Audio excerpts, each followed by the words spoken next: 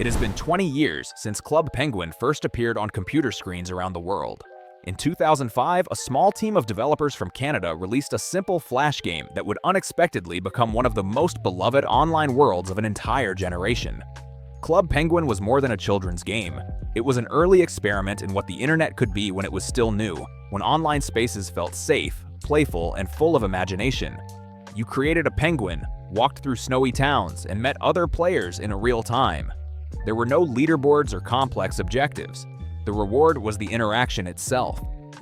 Players decorated igloos, adopted puffles, and typed out short conversations using preset safe chat messages or free chat if their parents allowed it. For many kids, this was their first introduction to the concept of an online community. The game quickly grew beyond expectations. Within 2 years, Club Penguin had millions of active players and caught the attention of the Walt Disney Company, which purchased it in 2007 for $700 million. Disney hoped to expand the brand into a multimedia empire with toys, books, and television specials. For a while, it seemed unstoppable.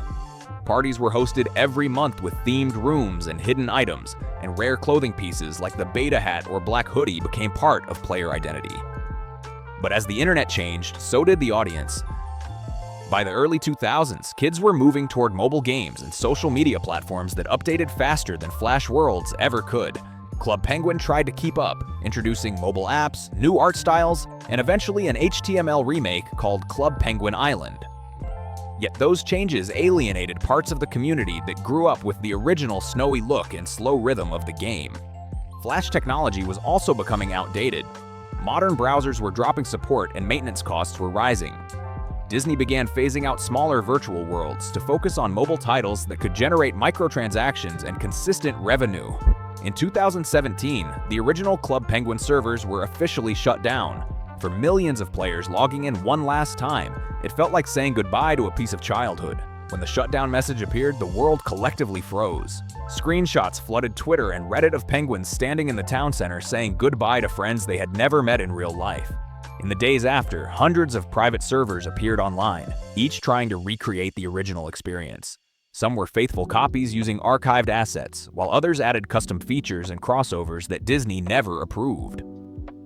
One of the most popular was Club Penguin Rewritten, which drew millions of nostalgic fans until it too was taken down in 2022 after a police investigation into copyright violations. Despite Disney's legal takedowns, the spirit of Club Penguin refuses to die. Even now, dedicated fans archive old game files, recover music tracks, and document hidden stories from inside the game's code. To understand why it mattered so much, you have to remember what the internet was like in 2005. Social media barely existed. YouTube had just launched. There were no smartphones, no TikTok, no constant algorithm feed. Club Penguin was one of the first safe spaces where kids could socialize globally. It taught basic digital interaction long before schools offered online etiquette lessons. It showed that an online world could be friendly, moderated, and community-driven. Many of today's developers, artists, and streamers trace their creative beginnings to time spent designing igloos or running pretend cafes on the platform. It was an early version of what social metaverses later tried to achieve. Looking back 20 years later, Club Penguin feels like a relic from a gentler internet. It had strict chat filters, heavy moderation, and clear rules, yet it still allowed freedom and creativity. The combination of safety and imagination created a balance that modern platforms rarely achieve. When people remember Club Penguin, they rarely talk about gameplay. They talk about experiences, meeting someone from another country, earning the same rare item together, or getting banned for saying a bad word and laughing about it later.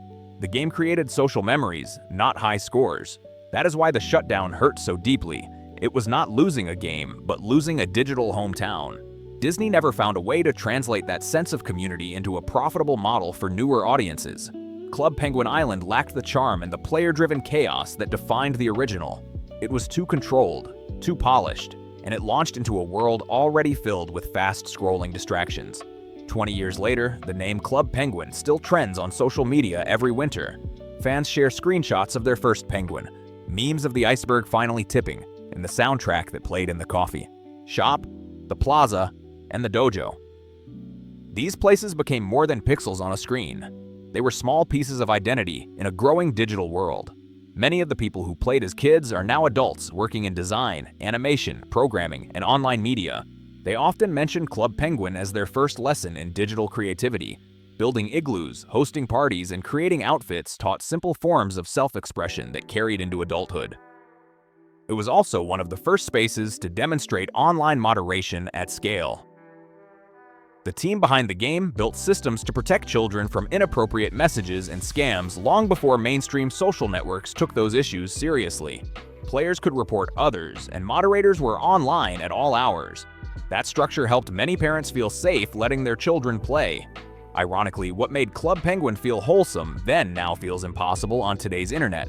The simplicity and innocence that defined it could not survive algorithms built for attention and profit. That is part of its legacy. It showed that social interaction online does not need to be aggressive or performative to be engaging. It was fun because it was small and sincere. 20 years later, this simplicity has become something people crave again. Modern players who visit recreated servers describe it as a peaceful break from the chaos of the current web. The nostalgia is not just for childhood, but for a version of the internet that felt human. The impact of Club Penguin also reached far beyond its own servers. It inspired a wave of similar virtual worlds such as Poptropica, Moshi Monsters, and Webkins. Each tried to capture the same sense of safety and imagination, but few matched the tone of Club Penguin. Even Roblox and Minecraft owe some of their community mechanics to foundations laid by games like this. It normalized the idea that players could create their own identities, socialize freely, and build meaning from shared play rather than competition. When Disney shut the servers down, they probably underestimated how deeply personal the game was to its audience. The loss created a shared grief rarely seen for a children's product.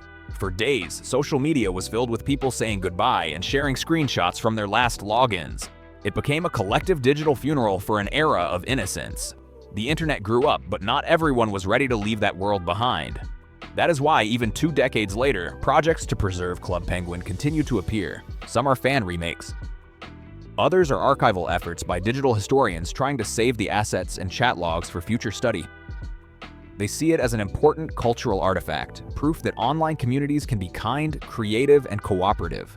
In 2025, as technology continues to move faster than ever, Club Penguin's legacy feels more relevant. It represents the idea that the internet can still be about connection instead of content. The game did not rely on algorithms, influencer marketing, or endless updates. It relied on people. Players built stories together, and that made it real. Every generation has its version of an online meeting place. For some, it was MySpace. For others, it was early YouTube or RuneScape. But for millions of people born in the late 90s and early 2000s, Club Penguin was that place. It shaped the language of digital friendship long before social networks turned it into data. Looking back, it's remarkable how such a simple flash game managed to influence so many careers, memes, and memories. It was a small frozen island that taught an entire generation how to exist online. As time goes on, the nostalgia will only grow stronger. More people will rediscover it through archived footage, old screenshots, or word of mouth. The servers may be gone, but the emotional blueprint remains in every community-driven game that came after. 20 years later, the story of Club Penguin is not about its shutdown, but about what it proved. That kindness and curiosity can thrive in digital spaces if they are built with care. That even a children's game can leave a mark lasting decades. And that somewhere out there, in an archive or a memory, a tiny penguin is still waddling through the snow, waiting for a new friend to say hello. If you guys enjoyed this video, make sure to like, subscribe, and comment for more. Peace.